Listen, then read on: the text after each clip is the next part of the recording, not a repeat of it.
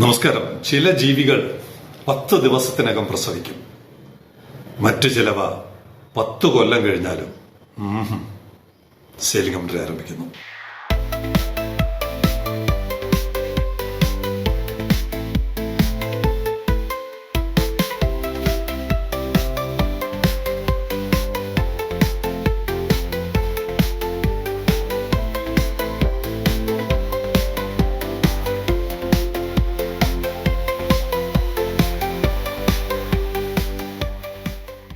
India മഹാരാജ്യം പോലതല്ലെങ്കിലും ചെറിയൊരു രാജ്യമാണ് UAE.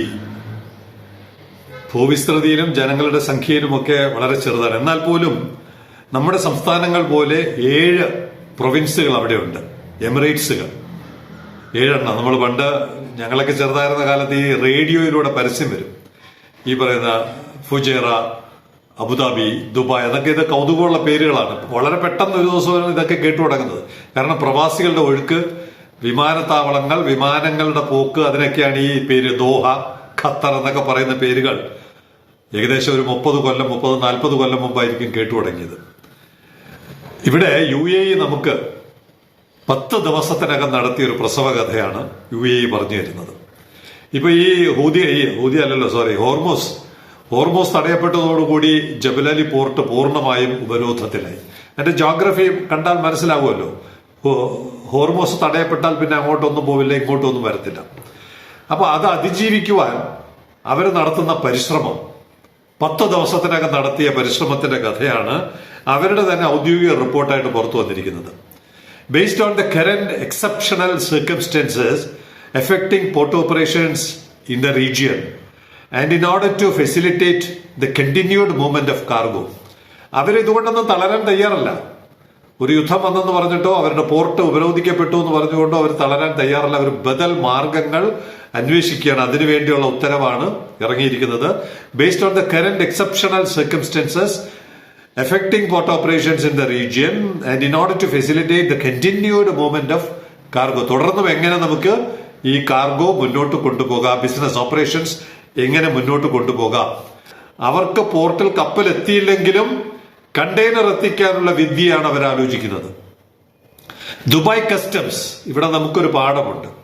UAE customs എന്നല്ല പറയുന്നത്, ദുബായ് കസ്റ്റംസ് എന്ന് പറഞ്ഞാൽ ഓരോ പ്രദേശത്തിന്റെയും നിയമങ്ങൾ അവരവരാണ് കൈകാര്യം ചെയ്യേണ്ടത്. ഇവിടെ ഉണ്ടല്ലോ, ഇവിടെ ഒരു കപ്പൽ വന്നിട്ട് ഒരു ജീവനക്കാരനെ പുറത്തിറങ്ങാൻ ഡൽഹിയിൽ നിന്ന് ഉത്തരവ് വരാൻ ഇപ്പോഴും ഉത്തരവ് വന്നിട്ടില്ല. അവിടെ എന്ത് എഫിഷ്യൻസിയെ നോക്കുക. ദുബായ് എന്ന് പറയുന്ന ഒരു കൊച്ചു പ്രദേശത്തിന്റെ കസ്റ്റംസ് കൈകാര്യം ചെയ്യുന്നത് ദുബായ് കസ്റ്റംസ് ആണ്. ഇതൊക്കെ നമുക്ക് പാഠമാകേണ്ടതാണ്. Dubai Customs has decided to introduce a temporary facilitation for cargo destined to Jebel Ali Port and free zones in the Emirate of Dubai through the ports Khorfakan and Fujairah. Khorfakan അറിയാമല്ലോ, നമ്മുടെ Indian ocean തീരത്തുള്ള പോർട്ടാണ്, അല്ലെങ്കിൽ കടൽ തീരമാണ്. മലയാളികൾ ആദ്യമായിട്ട് അവിടെ ഉരുവിലൊക്കെ പോയി ചാടി നീന്തി ഇറങ്ങിയത് ഖോർഫക്കാൻ എന്ന് കേട്ടിട്ടുണ്ട്.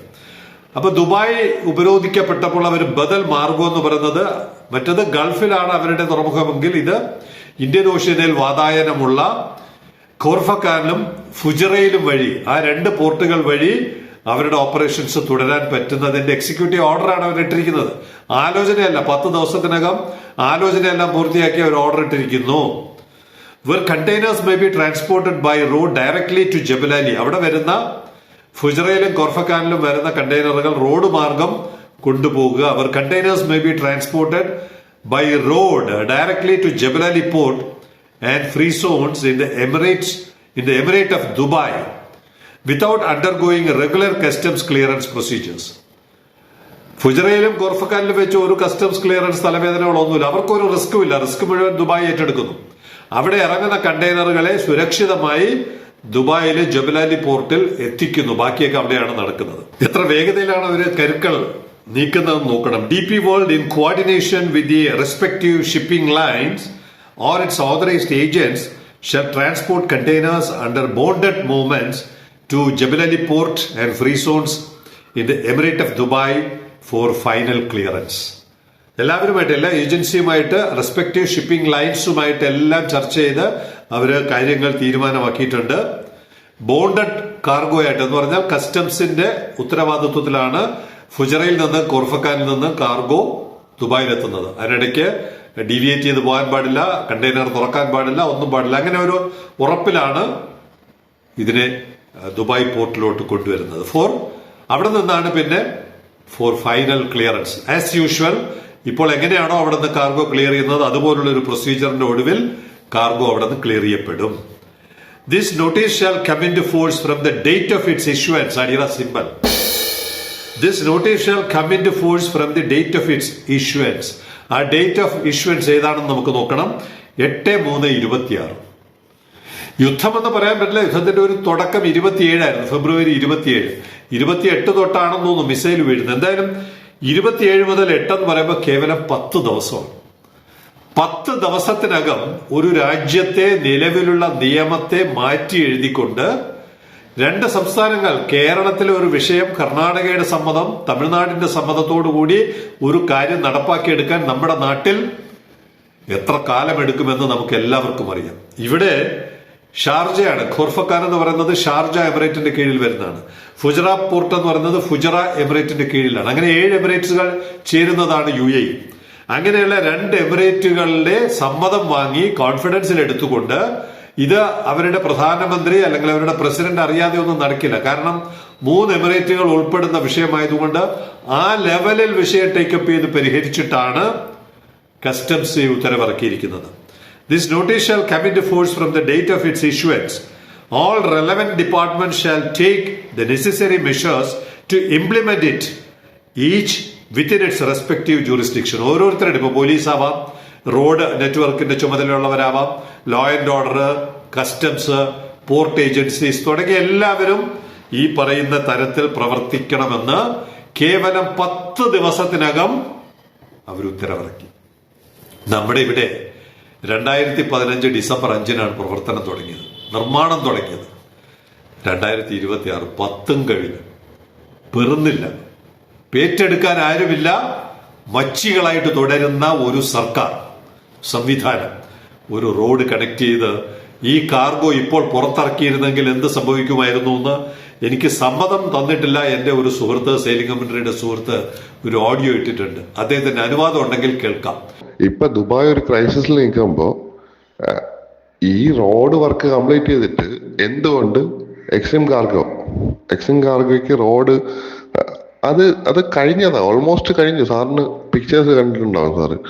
ആ റോഡിന്റെ വർക്ക് ഓൾമോസ്റ്റ് കഴിഞ്ഞതാ. ഒരു ദ്രുതഗതിയിൽ എക്സിം കാർഗോ ഇപ്പോഴെങ്കിലും സ്റ്റാർട്ട് ചെയ്യണ്ടേ? ഇന്ത്യ മൊത്തം ക്രൈസിസിലോട്ട് പോകുന്ന ഘട്ടത്തില് എക്സിം കാർഗോ, ലോകത്തിലെ എല്ലാ വലിയ കപ്പലുകൾക്ക് ഇവിടെ വരാൻ പറ്റും.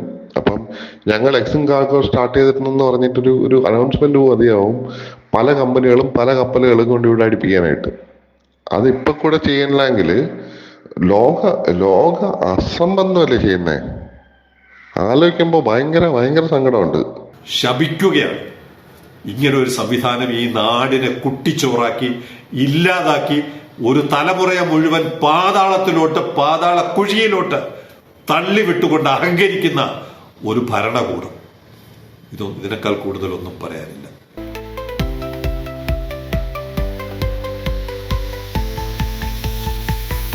ഒരു മനുഷ്യത്വപരമായ സമീപനം പോലും ഇല്ലാത്തൊരു സർക്കാരാണിതെന്ന് ഈ സംഭവങ്ങൾ തെളിയിക്കുകയാണ്. ഈ 40,000-ഓളം കണ്ടെയ്നറുകളാണ് കപ്പലുകളിൽ കുടുങ്ങിക്കിടക്കുന്നത്, അല്ലെങ്കിൽ പോർട്ടുകളിൽ കിടക്കുന്നത്.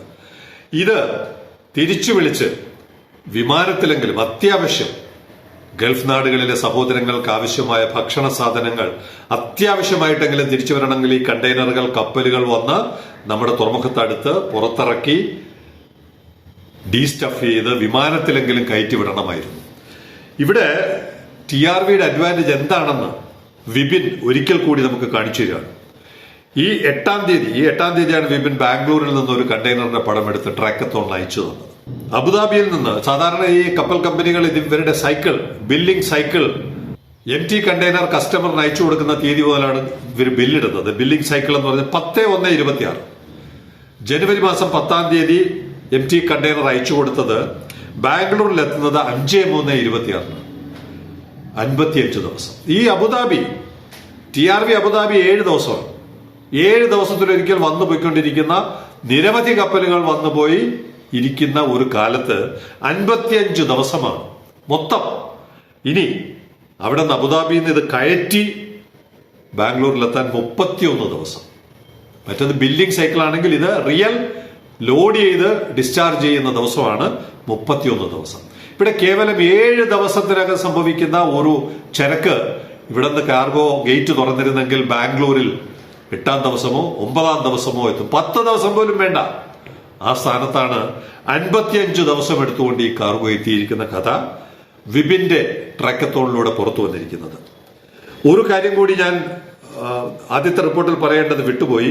ജബലലി പോർട്ട് മുതൽ ഫുജേറ വരെയുള്ള ദൂരം 157 കിലോമീറ്ററാണ്. 157 കിലോമീറ്റർ, ഏകദേശം പ്രകാരം ആലപ്പുഴ ദൂരം. ജബലലി ടു കോർഫക്ക 166 കിലോമീറ്റർ. ഇത്രയും ദൂരം കണ്ടെയ്നറിലൂടെ കാർഗോ കൊണ്ടുവന്ന് ജബലാലി പോർട്ടിൽ ഇറക്കി അവിടെ വെച്ച് കസ്റ്റംസ് പരിശോധനകളൊക്കെ നടത്തി റിലീസ് ചെയ്യാനുള്ള ഉത്തരവാണ് 8/3/26 പുറത്തിറങ്ങിയിരിക്കുന്നത്. അതാണ് ഞാൻ തുടക്കത്തിൽ പറഞ്ഞത്, ചില ജീവികൾ 10 ദിവസം കൊണ്ട് പ്രസവിക്കും, ചിലർ 10 കൊല്ലം കഴിഞ്ഞാലും മച്ചികളായിട്ട്